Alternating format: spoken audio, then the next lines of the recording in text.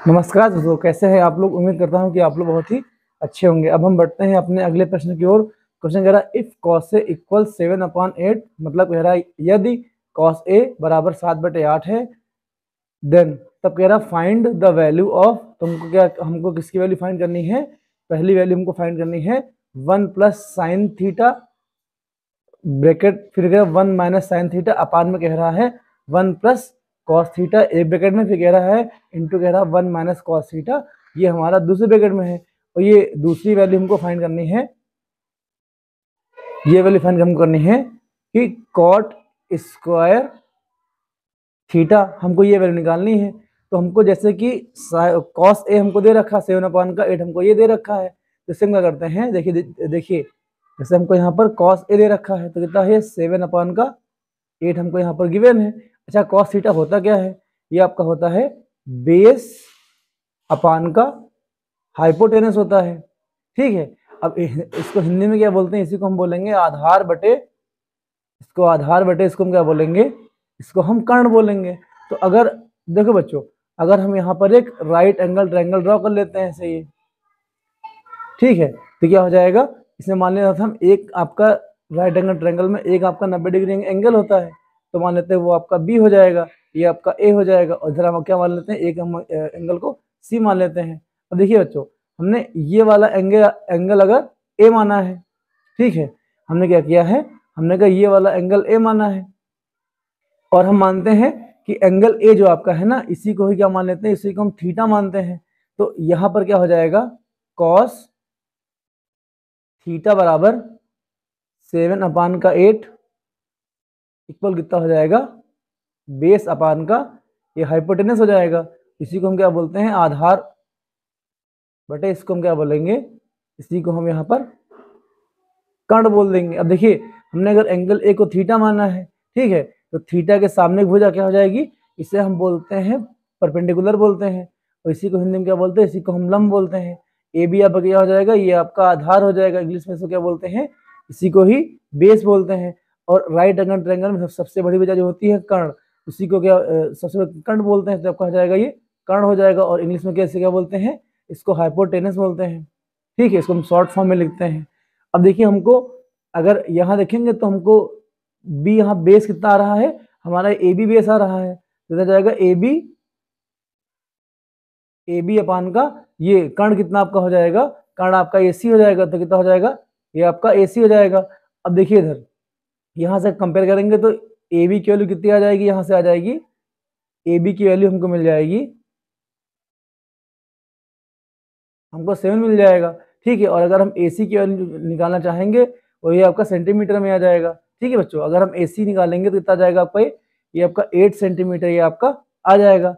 अब आपको पता है कि किसी भी राइट एंगल ट्रायंगल में अगर आपको दो साइड्स पता हो, भाई हमको ए बी पता है और हमको ए सी पता है, अगर वो बी सी फाइंड हो तो हम साइन थीटा कॉस थीटा सब हम निकाल सकते हैं।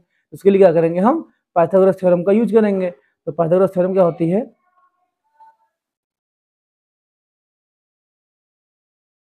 पाइथागोरस थ्योरम थ्योरम कहती है कि राइट एंगल ट्रायंगल में क्या हो जाएगा, हाइपोटेनस का स्क्वायर बराबर होता है परपेंडिकुलर स्क्वायर प्लस बेस के स्क्वायर के इक्वल होता है। हिंदी में इसको बोलते हैं कि आपका ये कर्ण का स्क्वायर बराबर होता है ये लंब के स्क्वायर प्लस ये आधार के स्क्वायर के बराबर होता है। अब देखो कर्ण कितना हो जाएगा, ये आपका ए सी स्क्वायर हो जाएगा, लंब आपका हो जाएगा ये बी सी स्क्वायर हो जाएगा, प्लस आधार कितना हो जाएगा, ये ए बी स्क्वायर या बी ए स्क्वायर हो जाएगा। अब देखिए ए सी की वैल्यू हमको दे रखी है, कितना दे रखे हैं 60, ये 8 दे रखा है, तो कितना हो जाएगा, ये आपका 8 का स्क्वायर हो जाएगा। ठीक है, अब बी सी की वैल्यू हमको निकालनी है, तो बी सी है आपका, बी सी का स्क्वायर ये आपका ऐसे रहेगा। अब देखो ए बी की वैल्यू दे रखी है 7, यहाँ पे ना 7 दे रखी है, तो कितना हो जाएगा, ये 7 का, ये आपका 7 का, ये आपका 7 का यहाँ पे स्क्वायर हो जाएगा। ओके बच्चों, अब देखो 8 का स्क्वायर कितना होता है, ये आपका 64 हो जाएगा। 8 का स्क्वायर कितना आपका होता है, ये आपका 64 हो जाएगा। बराबर देखो यहाँ पर BC हमको दे रखा है, BC हमें नहीं पता है, तो आपका ये BC का स्क्वायर ये आपका ऐसे रहेगा। अब देखो बच्चों 7 का स्क्वायर कितना होता है 40, आपका 9 हो जाएगा। तो देखिए हमको अगर BC स्क्वायर या BC की हमको वैल्यू चाहिए तो 49 को क्या करेंगे, हम इसको हम अपोजिट साइड भेज देंगे। तो BC स्क्वायर की वैल्यू यहाँ पर क्या आ जाएगी, 64 माइनस का 49 ही आ जाएगा। ठीक है, अब इसको क्या करेंगे, यहाँ पर हम लोग माइनस करेंगे। देखिए यहाँ पे 4 है, यहाँ पे 9 है, तो 4 आपका छोटा है, तो यहाँ से एक हम कैरी ले लेंगे। तो 14 माइनस का 9 कितना आपका आ जाएगा, ये आपका 5 आ जाएगा। ओके बच्चों, और यहाँ से हमने जब कैरी लिया था तो यहाँ तो आपका यहाँ कितना बचा, यहाँ पर 5 बचेगा। 5 में से 9 जाएगा, या 5 में से 4 जाएगा, ये आपका कितना बचेगा, 5 में से 4 जाएगा, ये आपका यहाँ पर 1 बचेगा। तो कितना हो जाएगा, ये आपका BC स्क्वायर हो जाएगा। तो यहाँ से BC की वैल्यू कितनी आपकी आ जाएगी, BC की वैल्यू आपकी आ जाएगी √15, ये आपकी वैल्यू आ जाएगी BC की वैल्यू। इसको हम √15 ही लिख सकते हैं। ओके बच्चों, अब देखिए हमको BC मालूम हो जाएगा। BC कितना हमको मालूम हो जाएगा, √15 सेंटीमीटर। देखिए इसको चाहे तो हम लोग √5 इंटू √3 ले सकते हैं, लेकिन इसका कोई इम्पैक्ट नहीं पड़ेगा। तो हम आगे चल के वैल्यू सॉल्व करने पर हम क्या करेंगे, इसको लिख लेंगे। अब देखिए हमको AB पता हो गया, हमको AC पता हो गया, हमको BC पता हो गया।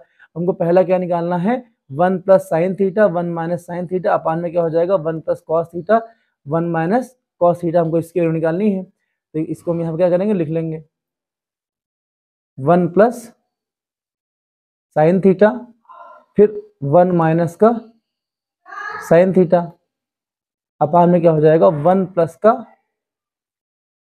कॉस थीटा हो जाएगा, और ये आपका 1 माइनस का कॉस थीटा हो जाएगा।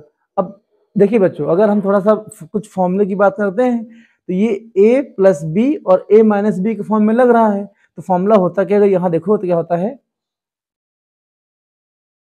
A प्लस बी और A माइनस का बी। तो फॉर्मूला आपको क्या हो जाएगा, फॉर्मूला आपका होता है A स्क्वायर माइनस का B स्क्वायर। ये आपका बच्चों फॉर्मूला होता है। तो इसको अगर हम ओपन करना चाहेंगे तो क्या हो जाएगा, 1 का स्क्वायर माइनस का ये आपका हो जाएगा साइन स्क्वायर थीटा हो जाएगा। ठीक है बच्चों, अब देखो यहाँ पर नीचे देखिए, नीचे भी सेम वाला फॉर्मूला बना है। तो क्या हो जाएगा, ये 1 का स्क्वायर माइनस का क्या हो जाएगा, ये कॉस स्क्वायर, ये आपका थीटा हो जाएगा। अब देखिए आइडेंटिटी होती है, आइडेंटिटी क्या कहती है कि sine square theta plus cos square theta बराबर आपका 1 होता है। तो आइडेंटिटी अगर हम इधर साइड पे थोड़ा समझते हैं, क्या होती है आइडेंटिटी, होती है ट्रिग्नोमेट्रिक आइडेंटिटी। क्या होती है, पहली आइडेंटिटी होती है कि sine square theta plus cos square theta बराबर 1 होता है। तो अब देखिए अगर हम साइन स्क्वायर थीटा की वैल्यू यहाँ से निकालेंगे तो कितनी आ जाएगी, 1 माइनस का कॉस स्क्वायर थीटा आ जाएगी। कैसे आ जाएगी, इस कॉस स्क्वायर थीटा को तो हम क्या करेंगे, दूसरी ओर भेज देंगे। ठीक है, तो ये क्या आ जाएगी, आपकी साइन स्क्वायर थीटा की वैल्यू आ जाएगी। ठीक है, ऐसे ही अगर हम कॉस स्क्वायर थीटा की निकाले वैल्यू तो वो क्या हो जाएगी, अब इसमें क्या हो जाएगा, ये साइन स्क्वायर थीटा को क्या करेंगे, हम अपोजिट साइड भेज देंगे। तो क्या जाएगा, 1 माइनस का ये साइन स्क्वायर, ये आपका थीटा आ जाएगा। अब देखो बच्चों, यहाँ पे क्या आ जाएगा कि यहाँ अगर हम ये 1 माइनस साइन स्क्वायर थीटा की जगह हम लोग क्या ले सकते हैं, ये आपका हो जाएगा कॉस स्क्वायर थीटा हो जाएगा। अपान में क्या हो जाएगा, अब 1 माइनस कॉस स्क्वायर थीटा आपका क्या हो जाएगा, ये आपका साइन स्क्वायर थीटा हो जाएगा। अब हम लोग क्या करें, अगर हम साइन थीटा की वैल्यू निकालें यहाँ से, तो साइन थीटा आपका क्या हो जाएगा, आपका साइन थीटा यहाँ से क्या हो जाएगा, P अपान का H हो जाएगा। तो P अपान का H हो जाएगा, और BC अपान का AC हो जाएगा। तो BC की हमको क्या दे रखा, हमको BC की वैल्यू दे रखी है √15, और AC हमको दे रखा है, AC की वैल्यू हमको दे रखा है 8 दे रखा है। ठीक, तो ये वैल्यू हम यहाँ पर पुट कर सकते हैं अगर साइन थीटा निकालना चाहें।